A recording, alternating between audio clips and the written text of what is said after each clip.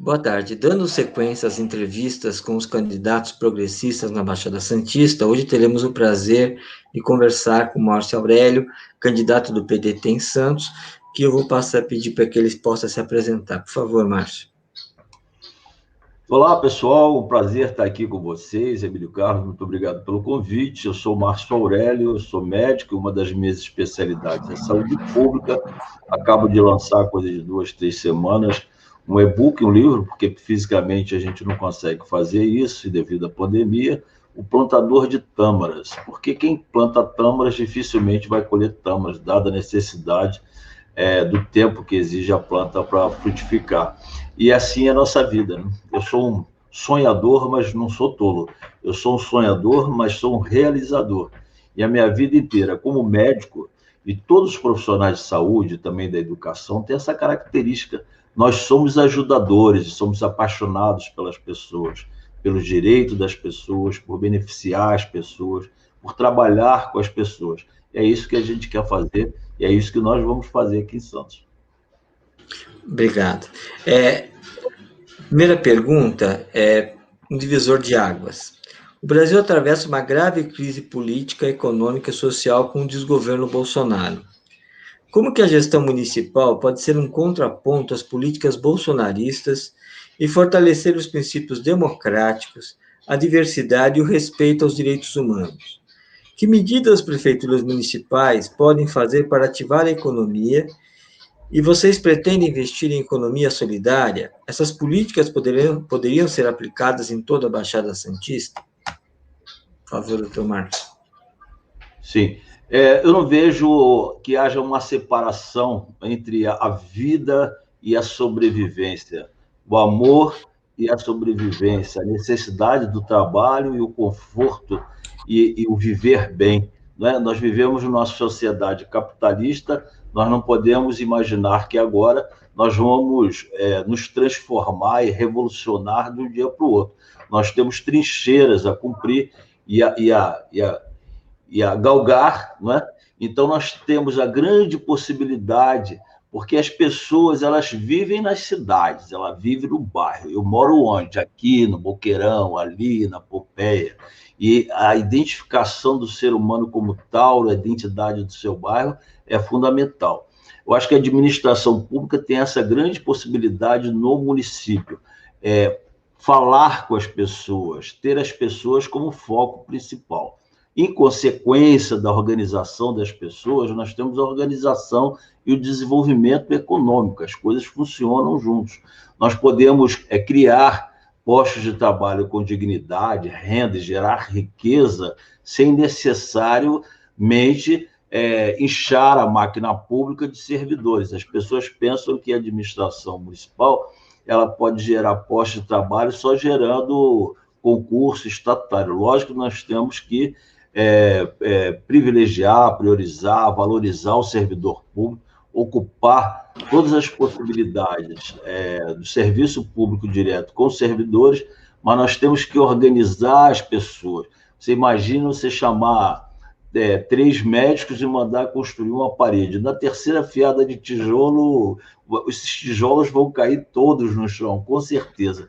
Mas se você for numa comunidade de periferia, você vai encontrar lá um saber todo próprio. Certamente você vai encontrar aquele pedreiro de colher cheia e você vai conseguir extrair daí uma força de trabalho com muita dignidade. Eu acho que uma grande alternativa é a economia popular, a economia solidária, a economia circular, né? Valorizando o papel dessas pessoas, construindo com elas, né, cooperativas solidárias, autogestionárias, que elas possam construir realmente seus postos de trabalho, e o grande papel da prefeitura é instrumentalizá-las, dar ferramentas para que elas possam estar realmente empoderadas, se sentindo pertencendo, donas da sua própria força de trabalho. Isso vai trazer dignidade, isso vai gerar renda local e fazer a roda da economia girar, porque ela gira e cresce. Existe um detalhe que qualquer economista básico, eu não sou, mas eu me interesso pelo assunto, ele sabe que o fator keynesiano. Keynes era um autor, formulador de ideias econômicas. Ele diz o seguinte: cada um, no caso nosso, real, que você coloca na economia, especialmente a economia empobrecida, retorna R$ 4, quer seja o indivíduo se nutrindo melhor, se alimentando melhor, vivendo melhor, se transportando melhor, ter melhor educação e evitando mazelas sociais e mazelas sua doença física, biológica, quer seja estimulando a economia do lugar. Se eu como mais pão, o dono da padaria contrata mais padeiro. Se ele contrata mais padeiro, ele está ganhando mais. Ele vai gerar outra economia, isso vai crescendo. Isso é uma coisa assim, muito básica. Não é possível que a gente continue fazendo uniformes escolares, comprando milhares de uniformes escolares de malharias de Santa Catarina, por exemplo. O dinheiro vem aqui, ele é cobrado aqui, nossos impostos, e levado para fora. Quantas costureiras nós não temos na periferia? Quantas costureiras? Nossa Senhora, confeiteiras, pedreiros, eletricistas, cabeleireiras. Por que não fazer uma cooperativa solidária e organizada por elas e com elas, né, de costura? E em 2 anos você tem aquilo já articulado, já treinado, tecnicamente preparado, não só para fazer os uniformes, mas para funcionar o ano inteiro na manutenção desses uniformes. Isso aí a gente consegue baixar o custo por menos de 50%. E empregar as pessoas e o dinheiro ficar aqui no nosso lugar. O que nós produzimos, nós temos que manter aqui, porque aqui nós enriquecemos as pessoas. Quer dizer, não existem pessoas pobres, existem pessoas empobrecidas, né, para baratear o custo da mão de obra. E isso nós não podemos fazer, nós temos que organizar essas pessoas e juntos a gente criar riqueza no local que a gente vive, que é a nossa cidade. Obrigado. Eu queria lhe perguntar, como médico, qual a avaliação que você faz da atuação da Prefeitura de Santos durante a pandemia, né? Houve muitas críticas aí, em vários momentos. E também, que acho que é um outro ponto falho que a gente percebe, se não faltou uma ação mais coordenada dos prefeitos na Baixada Santista. E, por exemplo, no ABC, o fechamento de escolas foi uma decisão do consórcio regional. E aqui na Baixada, por exemplo, cada cidade está fazendo de um jeito. Então, essa ação Dentro da coordenada. cidade, um jeito diferente para cada escola. Exato. Então, eu queria que o senhor comentasse um pouco sobre isso. Veja bem, eu sou médico e uma das minhas especialidades é a saúde pública. Eu vim para Santos entre 90 e 91, ali iniciozinho de 91, exatamente a convite do Davi Capistrano, que conheceu o meu trabalho já em 87, antes da Constituinte de 88, portanto, antes da regulamentação do SUS em 1990, quando eu, espontaneamente, fui para o interior de Minas e construí lá um sistema básico de saúde, e me tornei um educador popular em saúde, desenvolvi um projeto chamado Saúde no Circo, onde a gente teve um circo e a gente montava o circo na periferia lá da cana, no meio do café, e formávamos agentes comunitários de saúde, tive programa de rádio, escrevia no jornal, então, e fazia palestra na praça, depois dos cultos, das missas. E ele conheceu o Davi Capistrano numa reunião ministerial em Brasília, com o então ministro Auxílio Guerra, e eu lhe convidei para ir para Três Pontas, que é a cidade de Minas Gerais. E ele foi. Eu fui ousado, porque o Davi era grande referência, né? Como técnico, formulador, sanitarista, e ele foi me visitar lá, conhecer meu trabalho, adorou e me fez um convite para vir para Santos. Eu vim aqui só para visitá-lo, cheguei aqui, eu vi essa praia linda, essa cidade maravilhosa, esse povo encantador, e fiquei aqui, olha, nem voltei, entendeu? Pedi para o pessoal trazer minhas coisas, eu nem voltei.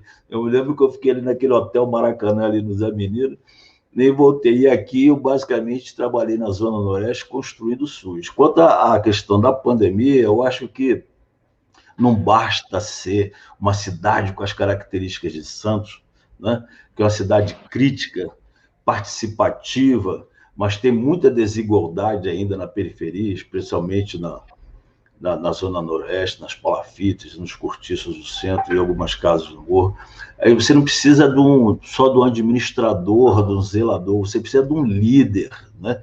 Baseado em verdades científicas. Tem técnicos lá, médicos excelentes na prefeitura, que com certeza deram ferramentas para o prefeito tomar uma decisão. Eu tenho um canal no YouTube em que eu tenho isso tudo documentado, em que eu, lá no finalzinho de março, eu dizia, fecha tudo, tem que fechar tudo, máscara. A Organização Mundial de Saúde ainda estava falando, não, máscara, tal, é porque não tinha máscara para todo mundo. Eu falava assim, prefeito, tá cheio de costureira, chama essas costureiras em cooperativa, ou dá uma renda para elas e manda fazer máscara. Aqui em casa nós fizemos mais de 1.000 máscaras, entendeu?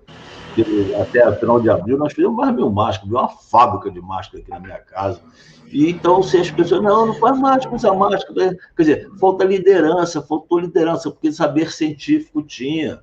Tem que ter muito, né? Então, assim, o Bolsonaro dizendo que era uma gripinha, o Dória fazendo política, e aqui a gente aguardando, né? Ver para que lado vai o vento para poder ir atrás. Então, certamente nós perdemos um tempo precioso. Você veja, por exemplo, hoje, no Diário Oficial, foi publicado que 43 escolas particulares poderiam abrir as portas para atividades normais, mas as escolas públicas não. Quer dizer, por que o risco é maior na escola pública? Por que abriu para a escola particular? Quer dizer, são decisões, né, que não são decisões pautadas em verdades científicas. Então, as pessoas, a sociedade, percebe que ninguém mais é bobo, né? Percebe a insegurança de uma decisão dessa, não tem a menor dúvida. Então, e o senhor qual a sua posição sobre a questão da volta às aulas? Porque o governador Dória, a partir de 7 de outubro, já fala numa volta às aulas. E alguns municípios vão fazer, não vão fazer. Eu sou absolutamente contrário à volta às aulas. Eu tivesse o poder da caneta e da persuasão nesse momento da decisão pública, eu já decretaria o fim do ano letivo, a extinção desse ano letivo e a prorrogação para o ano que vem. Não tenho a menor dúvida quanto a isso, eu não teria a menor dificuldade em deixar isso muito claro, porque nós não temos verdade por enquanto nenhuma. A verdade é a seguinte: você tem uma doença e aí os cientistas eles vão estudando a evolução. Ela tem um início, uma evolução própria e um fim. Nós não sabemos do fim desta. Simples assim, né? Então, assim, se você sabe que, por exemplo, uma gripe, ela começa com coriza, depois da dor de garganta, tal. Em 4 dias, 5, ela foi embora. Você sabe que um tumor maligno da tireoide, ele evolui dessa forma, se for a classificação anatomopatológica. Você sabe da história natural dessa doença. No caso do coronavírus, do Covid-19, nós não sabemos. E não sabemos também em relação à vacina. Isso é coisa da imprensa. Quer dizer, há estudos que comprovam a produção de anticorpos, portanto, uma lógica científica em torno da vacina. Mas como é que a gente vai saber se ela realmente é efetiva? Vacinando as pessoas e esperando para ver se alguém fica doente. Você não tem como prever. Você está entendendo? Quer dizer, não existe nenhum modelo científico, porque a ciência é empírica, de observação. Simples, não tem meio termo. Por que é simples? Porque nós não sabemos. Nós temos que ter coragem de dizer que nós não sabemos. A única certeza que nós temos é que nós temos que mudar os nossos hábitos latinos, de nos beijar, nos abraçar, nos agarrar, coisa que os dinamarqueses não têm tanto problema, porque eles só apertam a mão, que é muito próximo. Beijar, só o pai que beija o rosto da filha. do filho. Né? O vizinho está lá a 5 metros de distância, 10 metros de distância. Né? Eles, no inverno faz -15, está todo mundo dentro de casa, já está isolado. Nós não, está todo mundo juntos, abraçando. Agora a gente vai ter que mudar esse hábito. Né? Você veja, eu sou filho de português, falo como italiano, entendeu? E sou brasileiro, quer dizer, você usa a mão, você abraça, tal. Eu sou muito afetivo, assim. Eu beijo meus amigos, eu beijo minhas amigas, eu beijo todo mundo. Então, é isso que acontece. Então, agora, a gente tem que... Mesma coisa quando foi a história da HIV. Usa camisinha. Tinha até aquela marchinha, né? Usa camisinha, do amor. Para quê? Para educar os jovens a usar camisinha. E durou quanto tempo para a gente incorporar esse hábito no ato sexual da molecada? Demorou 10 anos, entendeu? É a mesma coisa a máscara. Você vai incorporar a máscara como item do seu vestuário. Simples assim. E como é que você vai colocar as crianças dentro da escola se você não consegue nem evitar a transmissão de piolho? Realmente é um problema. Bom, deixa eu fazer Só a que próxima piolho não mata. Só que piolho não mata. Entendeu? E a Covid mata. Já tem uma nova síndrome descrita na Covid-19 em crianças. Sim. Na primeira infância. Sim. É triste essa situação. E qual o diagnóstico que você faz da atuação da atual gestão municipal de Santos na área de saúde? Que proposta pretende implantar para melhorar as políticas públicas nessa área? Há muita discussão também sobre terceirização, se é o melhor caminho, aí que o senhor pode ficar à vontade. Olha, a área de saúde, a prioridade do meu governo será a saúde. A segunda prioridade será a saúde. E a terceira prioridade será a saúde. Não confundindo saúde apenas com assistência médica, mas saúde dentro do contexto do seu significado, como a ausência de doença, o bem-estar biológico, psíquico e social. Portanto, para o indivíduo ter saúde, ele tem que ter uma boa moradia, ele tem que ter um transporte digno, ele tem que ter um trabalho digno, renda, gerar riqueza, e tem que ter uma educação de qualidade. Do ponto de vista da assistência médica, quando a gente fala das policlínicas, dos ambulatórios de especialidade, das UPAs e do atendimento hospitalar, a grande preocupação minha, eu que vim aqui para Santos, no sentido de estar construindo isso, com esse objetivo, né? Fico extremamente preocupado, né? Para ser aqui generoso, educado, delicado com quem está nos ouvindo, a respeito da terceirização do serviço público. Né? O servidor público, na área especialmente de educação, da assistência social, na área da saúde, ele é um ajudador. Ele tem que estar bem emocionalmente para prestar aquele serviço, porque a nossa função não é só curar, mas também precisamos confortar os nossos doentes que sofrem. Então, nós precisamos ter compaixão, empatia pelo outro. Nós não temos que não tratamos só da doença tecnicamente, nós tratamos da pessoa doente em toda a integralidade do seu significado. Agora, imagina, se o meu trabalho é precarizado, eu sou terceirizado por uma organização social que tem processo em São Bernardo, que tem processo no Rio de Janeiro, que tem processo em São Paulo. Eu sou contratado ali eventualmente, né, pago um imposto tremendo de imposto de renda no final do ano, aí eu tenho que trabalhar o dobro. Eu já passei por isso, de virar 24 horas, com 24 horas, com 12, você é chamado ao erro. Você vai à fadiga física e mental e à irritabilidade, você não consegue doar nada para o outro, porque você não está recebendo nada daquilo. Você tem que estar estável. O jogador de futebol, ele se concentra, ele ganha 300, 400 mil reais, mas ele vai para o hotel de 5, 6 estrelas e se concentra, fica naquela banheira para dar o melhor de si no jogo de futebol. O médico, o professor, o servidor, de uma maneira geral, tinha que ser assim também. Por que não? Então, primeira coisa que nós temos que fazer, auditar esses contratos. lógico, respeitando os princípios comerciais, né, que ali contidos, na medida do possível, fazer concurso público, preparar esses servidores, né? Isso é a primeira coisa na área da saúde. Na segunda questão, eu estou falando ainda da questão administrativa, é informatizar absolutamente todo o serviço público, em especial o serviço de saúde. Foi que em 1992, 93, o Davi Capistrano estava implantando o sistema IGEA, que é um sistema, um software em que existia uma equipe que estava construindo isso aqui em Santos. Mas que deu o sistema IGEA? Não, foi o prefeito que fez, o passado que fez, não faz mais. Aí começa tudo de novo. Não faz mais.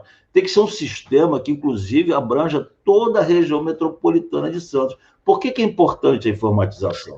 Porque eu estou na policlínica, o médico clínico pede o raio-x, e eu faço esse raio-x. Se daqui a uma semana eu tenho uma dor no peito, você vai na UPA, você tem uma referência do raio-x de uma semana anterior. Isso é fundamental. Se eu fiz um ultrassom hoje de tarde, e aí eu for no Ambesp, o médico lá vai pedir outro ultrassom. Isso é questão básica de administração, né? Que é a duplicidade de ações. São duas medidas que têm que ser implantadas imediatamente. Segunda, fortalecer os programas básicos de atenção à saúde, os programas de saúde da família, atenção ao idoso, ao diabético, às doenças degenerativas, fortalecer a questão da vacinação, que hoje nós tivemos aí essa semana divulgado. Pela primeira vez em décadas, nós não cumprimos a meta oficial de cobertura de 95%. Você imagina, já voltou sarampo, a dengue não sai daqui, já voltou... Agora só faltava esse negócio de paralisia infantil. Nós estamos regredindo. Não é possível, né, que a gente esteja vivendo um momento desse de tantas inadmissibilidades. Quer dizer, é uma coisa muito complicada. A gente tem que chamar nosso povo para ser coautor desses projetos. Tem que envolver a nossa população para que a gente possa realmente construir tudo isso aí junto, porque olha só, isso aqui não é Gotham City, ninguém vai eleger Batman, ninguém vai eleger Salvador da Pátria. Nós temos que ter na administração pública um líder de seus servidores e do seu povo de uma maneira geral. Obrigado. É importante o que você falou sobre a questão da dengue, só lembrando para todo mundo que o projeto 529 do governador Dória extingue exatamente o órgão que combate a dengue em São Paulo. Quer dizer, é um absurdo completo que nós estamos assistindo. É para terceirizar tudo. Inclusive, dentro desse projeto de lei, ele extingue a FURP, que é a Fundação do Remédio Popular. Meu pai do céu, a gente sabe que 85%, 87% dos medicamentos que são consumidos aqui são produzidos na Índia e na China. A indústria farmacêutica, de indústria, não tem quase nada. É mesmo que uma embaladora farmacêutica, né? Uma envasadora farmacêutica. O que nós temos que fazer? Construir uma cooperativa farmacêutica, uma fábrica cooperativa de medicamentos do município, importar diretamente do produtor da Índia e da China, trazer esses tambores de pó direto. Nós temos o porto aqui, não vai gastar nem com transporte. Criar essa central, envasar, embalar em cápsulas, colocar nas caixinhas e distribuir para a população de graça, sem intermediários, porque não tem indústria aqui. Tem a distribuidora de remédios dos grandes e conglomerados farmacêuticos internacionais, de capinha bonitinha, de rótulozinho, tal, de letrinha. Nós vamos comprar e nós vamos oferecer à população medicamento grátis, com custo de 30% do que hoje é assumido pela prefeitura. Eu não estou falando de desconto de 30%, nós vamos gastar 30% a 40% no máximo que se gasta hoje, nós vamos capitalizar a distribuição de medicamentos. Obrigado, porque realmente o fim da sociedade... Eu falo com entusiasmo, porque é verdade. Aqui não estou falando com demagogia, hipocrisia, porque o meu jeito de falar é assim, eu mesmo me empolgo comigo, porque a possibilidade de você fazer isso é tão verdadeira, está tão próximo da Eu gente, sei. né, que você fica assim, até Eu, assustado porque eles não eu, fazem. Não fazem porque tem interesse econômico. Porque o cara da sim, distribuidora ganha um baita de um dinheiro. infelizmente, a gente sabe como é que é. É que, assim, realmente é triste a gente ver É, lógico.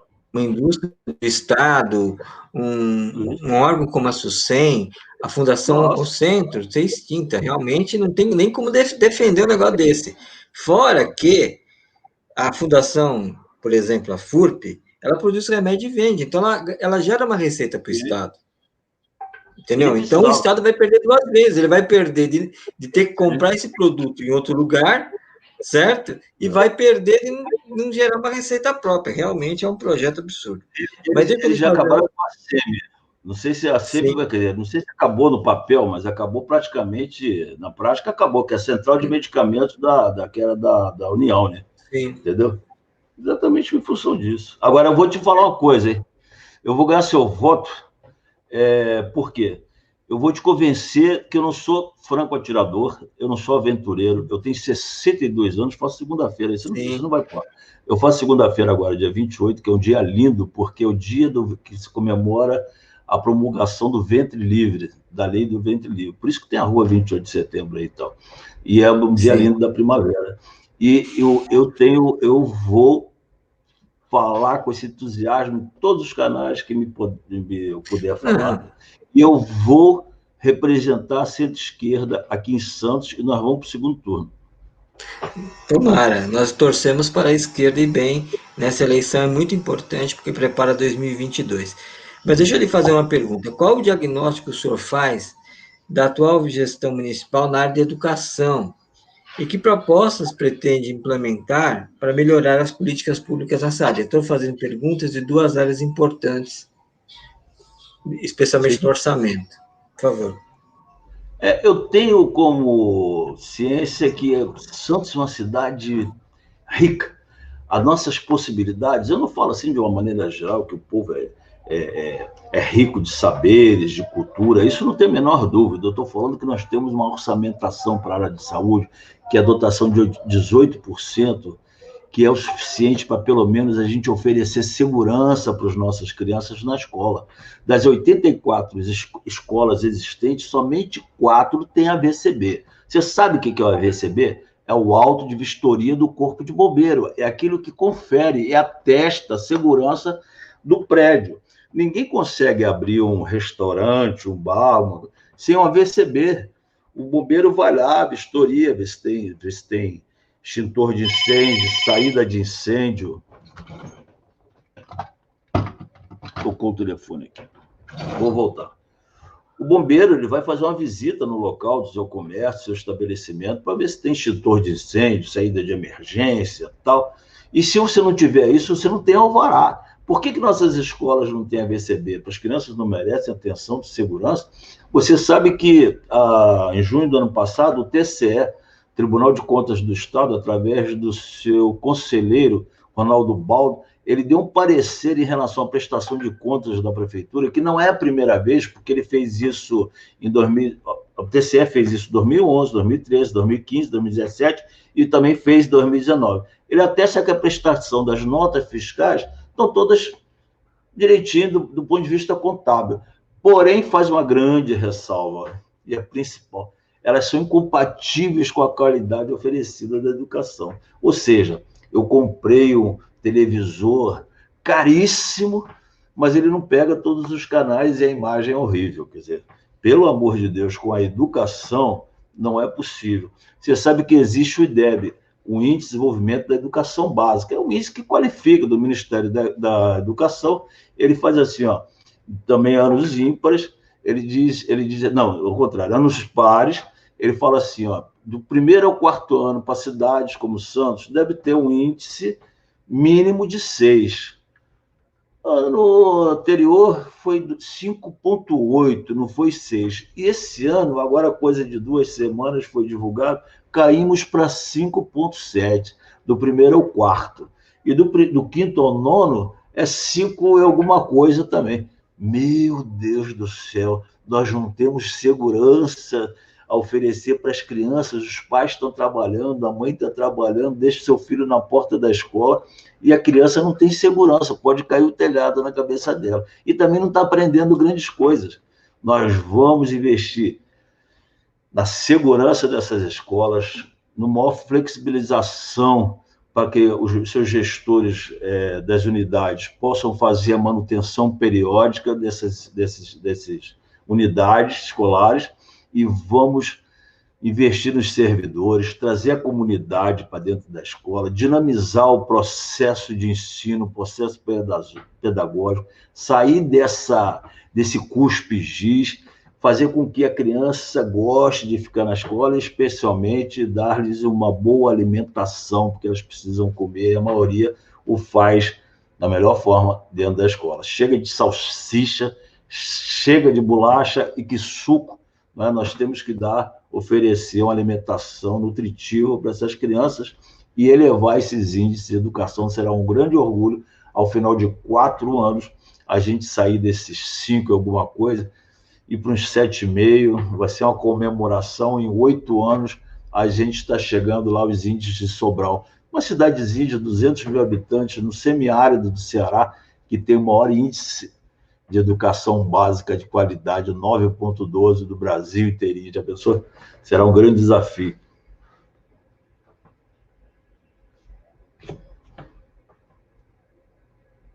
Microfone aqui. Há uma questão importante, o IBGE divulgou dados, né, para usar um dado oficial que o próprio governo não pode questionar, né, que o dado é dele, né, que em 2008 nós temos 10,3 milhões de pessoas com insegurança alimentar grave, no popular, passando fome, certo? E na população de rua no Brasil, segundo o estudo do IPEA, já passou de 220 mil pessoas, é um crescimento estrondoso. Até matérias do censo em São Paulo, cresceu mais de 66% a população de rua desde 2015 e 2016, né? E a gente tem assistido toda uma situação terrível também para os moradores de rua durante a pandemia, né? Então, eu queria que o senhor falasse o que o senhor pretende fazer em relação à população de rua, como pretende agir para melhorar as políticas públicas da assistência social, porque, assim, foi um problema muito grande, é um problema muito sério Sim, ainda durante a pandemia, sim. a gente tem assistido coisas muito vergonhosas sobre isso. Indigno. Posso responder? Então, Pode, claro. em relação à população em situação de rua, nós temos que identificar, e eu, especialmente como médico, faço com muita preocupação, primeiro fazer o diagnóstico dessas pessoas, né? Entre aquelas que estão na situação de desemprego, desespero profissional pela sobrevivência, entre aquelas que são doentes. As que são doentes, drogaditas, enfim, o álcool, drogas pesadas, nós temos que enfrentar do ponto de vista médico, né? Tem uma abordagem médica com essas pessoas. As, no caso de prevenção, ela não consegue um emprego, porque ela não tem endereço. Qual é o seu endereço? Não tem. Você tomou banho a última vez, Cota? Como é que ela vai arrumar emprego? Então, nós temos que pensar a curto e médio prazo. Temos que pensar em prevenção, fortalecendo a economia periférica, a economia solidária, como eu disse, fortalecendo a possibilidade da pessoa ter renda e gerar riqueza, não é? Porque quem tem renda, quem tem condições de moradia, ninguém faz opção de morar na rua.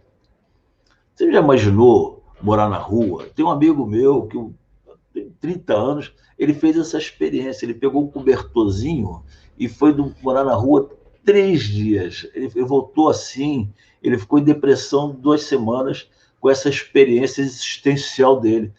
Você não precisa chegar a esse absurdo de morar na rua, mas nesse extremo. Mas se só imaginar o que é morar na rua, ninguém mora na rua porque quer. Nós temos que ter essa ação preventiva, nós temos que ter essa ação assistencial, utilizando-se de instrumentos assistenciais e médicos, e uma ação imediata efetiva. Qual é o problema? Por que não tem um caminhão com chuveiro, com a cabine, com chuveiro, que você possa periodicamente repercorrer essa cidade para as pessoas tomarem um banho e fazerem a sua higiene, né? Uma cabine de banheiro sanitário para as pessoas fazerem suas necessidades ali. Quer dizer, você não quer ir para o albergue, você é usuário de droga, eu não consegui ainda persuadir você para vir para o tratamento, eu dou essa assistência imediata. Por outro lado, no terceiro grau de dificuldade, você tem uma proposta que surgiu há poucos anos nos Estados Unidos, chamado Housing First, ou seja, primeiro moradia. São pessoas que não conseguem conquistar a sua independência, a sua autonomia a longo prazo, a partir de um critério, um diagnóstico da assistência social.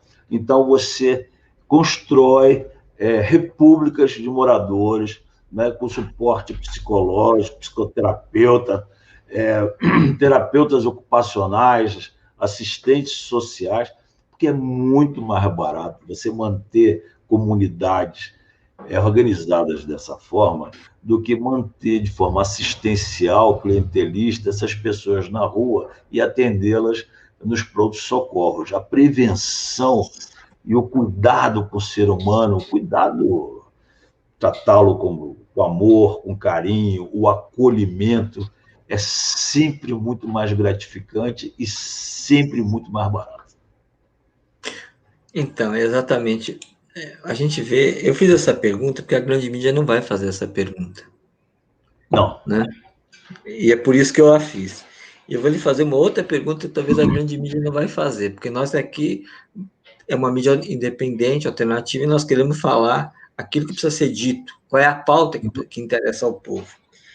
E eu queria lhe perguntar sobre a imensa agressão à natureza na Baixada Santista, porque nós temos o navio bomba, a cava subaquática e o incinerador. Né? E o incinerador é em Santos, é por isso que eu estou fazendo a pergunta. Que o senhor pretende fazer em relação a esse incinerador? Como é que o senhor pretende tratar isso? E também uma outra pergunta que é pouquíssimo falada, mas é muito grave, tudo que nós estamos assistindo no planeta, e Trump e Bolsonaro têm ajudado a piorar a situação, é como mitigar os impactos das mudanças climáticas aqui na Baixada Santista. A palavra é sua. Olha, nós estamos vivendo uma situação extremamente preocupante quando a gente pensa em meio ambiente. Mas eu estou falando do Pantanal, que nos preocupa bastante, eu não estou falando da Amazônia, que nos preocupa bastante e nos tensiona bastante com ameaças de derrocada do planeta, da Mãe Terra, que nos dá sustento e nutrição para a nossa vida. Eu estou falando aqui de Santos, eu estou falando da Baixada Santista, eu estou falando de um buraco embaixo do estuário, né, do mar, entre Santos e Cubatão, em que eles depositaram todas as substâncias tóxicas produzidas no polo petroquímico de Cubatão, a famosa cava subaquática. Eu estou falando da ameaça de se colocar um incinerador, né, em substituição ao aterro sanitário de Sítio das Neves. Não vamos esperar o aterro sanitário lotar e ficar sem alternativa e de uma vez para outra assodadamente. Não. Nós vamos botar fogo no lixo? Isso é proibido há quantos anos pelo Plano Nacional de Tratamento de Resíduos Sólidos, que é excelente no Brasil, a lei no papel é excelente. Agora, você imagina, você vai fazer um incinerador, um buraco, que você precisa de gás para acender o fogo, aí você vai colocar restos alimentares que têm um poder calorífico muito baixo. Você vai botar fogo num resto de prato de feijão com arroz, alface e tomate. Aquilo não vai pegar fogo se você não colocar muito gás e colocar 600 mil graus para cima. E aí você vai precisar de papel também, que pega fogo muito rápido, de madeira também, que pega fogo muito rápido, e de plástico também, que pega fogo muito rápido, e resto de materiais digitais que pega fogo muito rápido.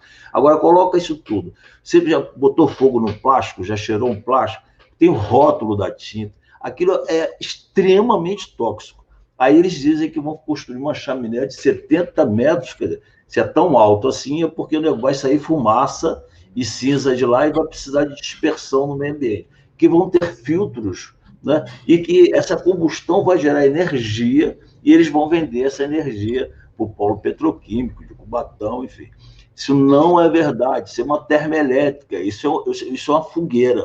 O que nós precisamos é valorizar a cadeia produtiva da reciclagem, da reutilização dos materiais, da redução da produção do lixo, desde as casas das pessoas, fazendo isso através da educação ambiental, especialmente das crianças na escola, da reutilização dos materiais, da reciclagem e da reciclagem transversa, ou seja, você tem uma bateria, você tem que depositar lá, voltar para quem produziu a bateria para reaproveitar a bateria. Mesma coisa são o lixo digital, de resto de teclado, de computador, que tem produtos valiosos nesses produtos eletrônicos. E com material orgânico, você usar para compostagem ou como biodigestor, com a biodigestão anaeróbia, produzir energia. Isso é muito mais barato. Meu pai, as coisas estão evidentes que a gente está saturando os recursos naturais. Por que a gente está gastando mais dinheiro para destruir? E para a gente cheirar mais cinza, e para ter mais doença respiratória, que sair mais caro ainda os cuidados da saúde das pessoas, que vão ficar doentes com câncer também. É interesse econômico? Será que as pessoas são tão mais assim? Eu não acredito. No mínimo, tem que haver uma grande debate, uma grande discussão com toda a sociedade, especialmente ouvindo os técnicos. Nós temos 7 universidades na cidade, esses técnicos ambientalistas, os militantes dos movimentos sociais na área ambiental têm que ser ouvidos antes da prefeitura bater o martelo e começar uma obra que, né, sequer teve audiência pública e só teve porque os advogados ambientalistas entraram com ação pública e obrigaram a Câmara de Vereadores, que aprovou assodadamente esse projeto, a fazer uma audiência pública virtual na pandemia. Vamos esperar isso passar e depois levamos isso para debate e ouvindo todos os setores da sociedade para tomar uma solução definitiva. Obrigado. Realmente esse é um tema muito importante, por isso que eu perguntei. Eu queria te perguntar agora sobre uma parte do coração do serviço público, que são os servidores, né? Nós estamos vendo uma situação que o governo Bolsonaro aprovou um projeto de lei que proíbe concursos e proíbe reajuste salarial para os servidores até 2021. E mandou agora um outro absurdo, que é entre aspas, reforma administrativa, que vai atacar também a estabilidade do servidor público. Então, eu queria perguntar para o senhor, para você melhor, o que você pretende fazer em relação às demandas dos servidores públicos, por revisão salarial, por melhorias de condições de trabalho, e como pretende se relacionar com os sindicatos que cumprem o seu papel de exigir melhorias. Por favor. Então, vamos lá. Em relação ao serviço público, o que eu posso te dizer é que eu sempre fui servidor público, né? Quer seja municipal, e aqui na Baixada fui servidor público em outras cidades, quer seja a nível estadual, porque fui médico concursado do Guilherme Álvaro, e hoje eu sou técnico, perito médico federal ligado ao Ministério da Economia. Por que o servidor público ele é importante? Porque ele tem características muito interessantes e é por isso que lhe dá a estabilidade no emprego, porque obrigatoriamente ele tem que cumprir 5 princípios: o princípio de legalidade, o princípio de impessoalidade, o princípio de moralidade, o princípio de publicidade e eficiência. Ele tem que ter liberdade. Portanto, o servidor público municipal, estadual e federal, independente quem os governa. Porque senão você tem que fazer isso. Não, eu sou contra isso, porque isso aí é contra o princípio da imparcialidade. Você tem que ser, o seu trabalho tem que ser publicizado, ele tem que ser impessoal. Você não trabalha para o prefeito, você trabalha para as políticas de governo. Então, esses são serviços essenciais que a sociedade... Você sabe que nós temos menos habitantes que os Estados Unidos e 1/3 da quantidade de servidores públicos dos Estados Unidos, que é a capital do capitalismo, né? Se é que podemos falar dessa forma redundante. Então, você tem que valorizar o servidor público. O que eles querem é destruir o servidor público, e é por isso que eu queria completar o raciocínio anterior, que o servidor público ele não tem fundo de garantia, ele aposenta, aposentou, né? Ele não é quem tem da consolidação da lei do trabalho ou do autônomo não, mas da conciliação, o empregado, o fundo, ele recolhe o fundo de garantia, né? Do servidor público não tem. Agora, por que há essas propostas do Bolsonaro, do Dória, e daqui também a nível municipal, de desvalorizar o serviço público? Porque eles querem terceirizar a mão de obra, eles querem colocar a iniciativa privada cujo objetivo maior é o lucro. Não é impessoalidade do serviço, não é imparcialidade do serviço, não é eficiência, não é moralidade, não é publicidade, que são os 5 princípios que devem ser preservados pelo servidor público. É o lucro de quem é o dono da empresa que terceiriza. Então, é um governo voltado apenas para os interesses econômicos, quando que, na verdade, a gente entende que o desenvolvimento econômico ele vem junto, se não é subproduto do desenvolvimento social. Você não é dono da ferramenta que vai ganhar dinheiro, só o dono da enxada que vai ganhar dinheiro. Então, isso aí é um serviço, né? E próximo à escravidão. Nós já passamos desses tempos, nós temos que valorizar o servidor público. Sou contra a terceirização, sou a favor do concurso público e da estabilidade desses servidores, porque eles vão seguir esses princípios que eu disse, de moralidade, publicidade, parcialidade, publicidade e impessoalidade. Isso é fundamental para que a gente tenha política de Estado, não política de governo. Quando eu falo política de governo, política daquele prefeito, política daquele governador, daquele presidente. Não, nós temos que ter políticas públicas com planejamento estratégico, inclusive a médio e longo prazo. E só podemos desenvolver isso através do servidor público estatutário concursado. Muito obrigado. Eu acho que é exatamente isso. É um tema muito importante. E um outro tema também que eu achei muito importante lhe perguntar é sobre a questão da censura. Nós vivemos um tempo, é uma coisa absurda que nós estamos assistindo, a sessão da intolerância e da censura, especialmente no Brasil. Bolsonaro é campeão disso aí, né? Mas, assim, e você como escritor, que um homem que, obviamente, um escritor é um homem que defende a pluralidade das ideias, né? Das pessoas poderem pensar diferente um do Eu não me outro. considero escritor, não. Não, mas tudo bem, mas você escreveu um livro nesse... Tá bom. Nesse sentido de ter escrito, um homem que dialoga com a área da cultura, como é que o senhor pensa essa questão de garantir a pluralidade, garantir a liberdade de expressão e como fomentar a arte periférica e ampliar o acesso à cultura para os mais pobres? Porque isso é uma coisa muito importante, até para melhorar a educação. São 2 perguntas, né? Duas Aí eu perguntas. emendo. Tá bom. Pode ir. Eu essencialmente sou humanista, eu acredito nas pessoas, nos seres humanos, todo o seu potencial de criação, de vida, de amor, de carinho. Eu sou um sonhador, eu sou um plantador de tâmaras. E, portanto, eu acredito que as pessoas tenham liberdade de se expressar, de falar o que elas querem, mas também de se responsabilizar pelo que elas estão falando. Se você prega ódio, você vai receber ódio, mas você vai receber primeiro, antes do ódio, a lei. Né? Se você criar calúnia, me difamar, me injuriar, você tem a lei para ser retificada essa questão, mas você tem a liberdade de dizer se é a favor, se é contra. Eu posso ser a favor do governo e ser uma outra pessoa do outro lado, né? Tantas pessoas votaram nesse governo que está aí e foram enganadas, né? Agora, quem é fascista, aí se enquadra dentro de um crime que existe a legislação que prevê esse crime de, de publicidade e propaganda de regimes nazifascistas, Atentar contra a ordem democrática. de atentado contra a ordem democrática. Só que as pessoas que hoje estão lá no poder, elas não têm coragem de fazer isso.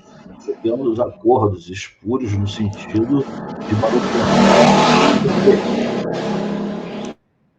Caramba, que isso? Foi Fórmula 1? Opa! É que passou um veículo aqui, mas pode continuar aqui. Você veja que hoje a política está criminalizada, a política partidária, o judiciário está criminalizado, o executivo está criminalizado. Essa política eu não conheço, eu conheço outra política, a política da criação, da vida, da gente. Isso é fundamental a gente criar esse espírito, né?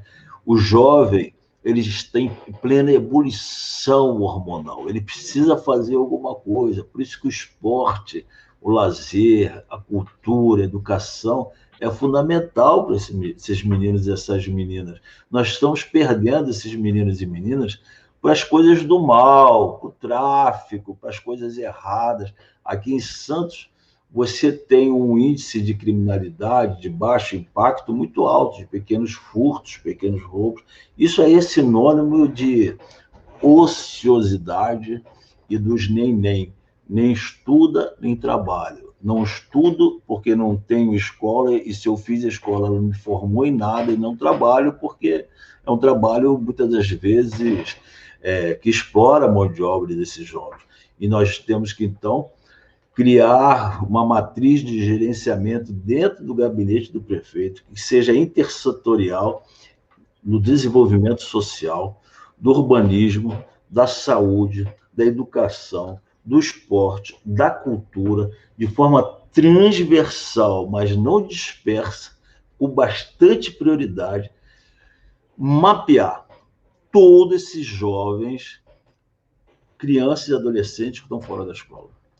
Temos que mapear todos esses jovens cujo núcleo familiar tem alguma questão crítica, por exemplo, se ele é filho de um pai que está preso, se ele é filho de uma mãe que tem alguma drogadição grave, isso é identificado na sociedade por inquéritos, né? Se ele é um menino pequeno infrator, então nós temos que trazer essas crianças para o colo, né?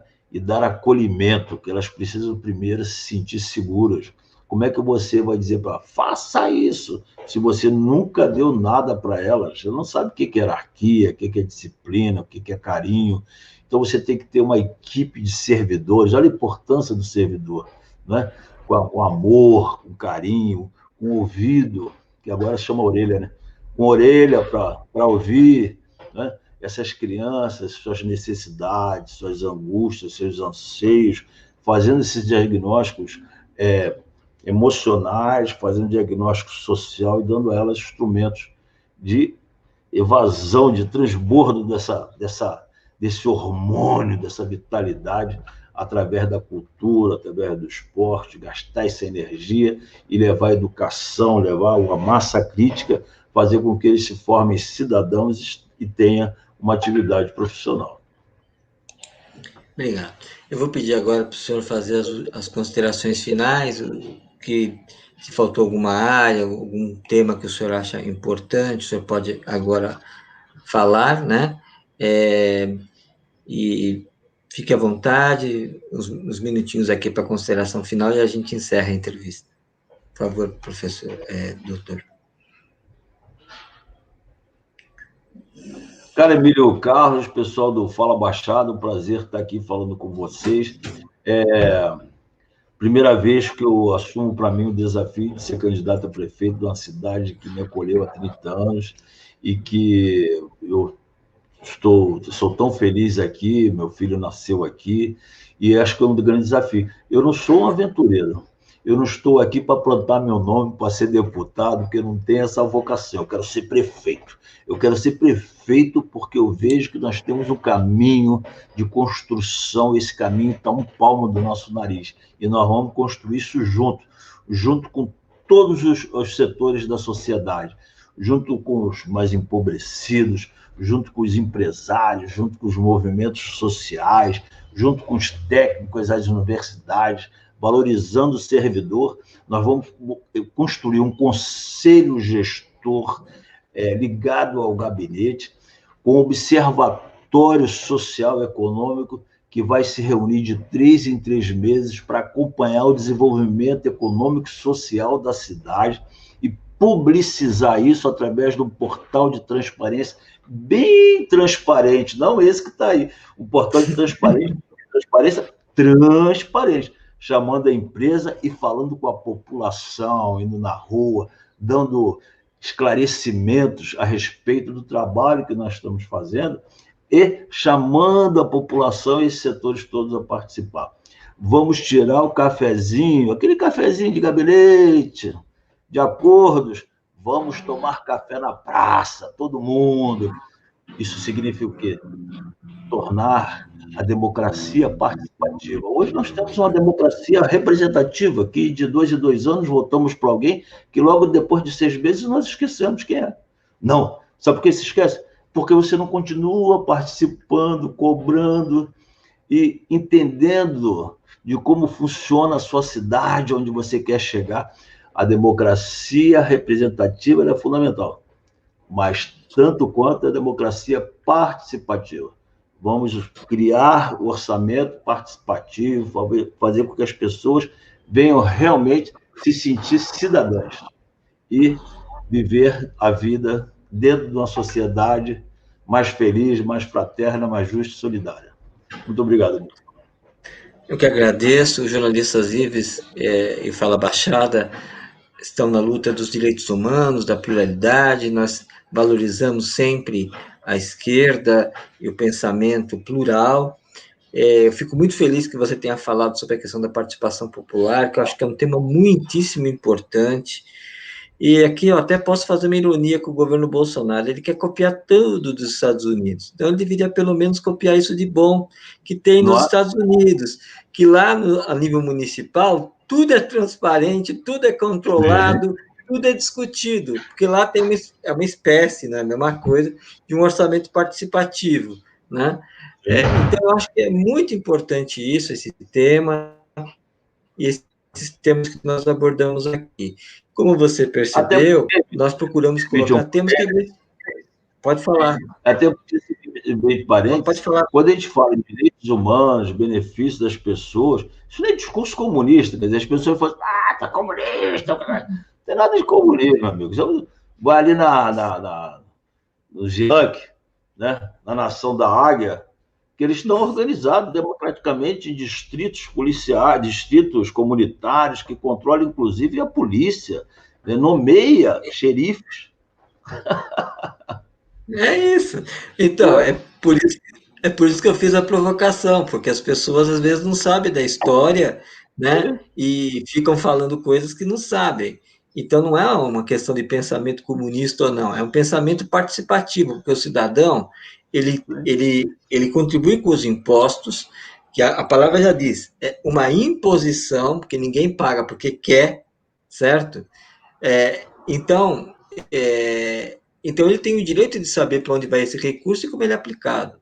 Isso não é comunismo, isso é uma sociedade democrática. O princípio da sociedade democrática é esse, certo? Então, o que acontece... Exato. Então, eu fiquei muito feliz que o senhor tenha tocado nesse ponto. E assim, a gente encerra essa entrevista como uma contribuição para a sociedade, de temas importantes, para que a sociedade forme sua opinião. Nós já entrevistamos candidatos do PSOL, aqui na Baixada, vamos entrevistar de outras forças políticas de centro-esquerda, esquerda, e foi um prazer ter te entrevistado, muito prazer, eu vou encerrar a entrevista aqui, muito obrigado por esse momento. Obrigado. Muito obrigado.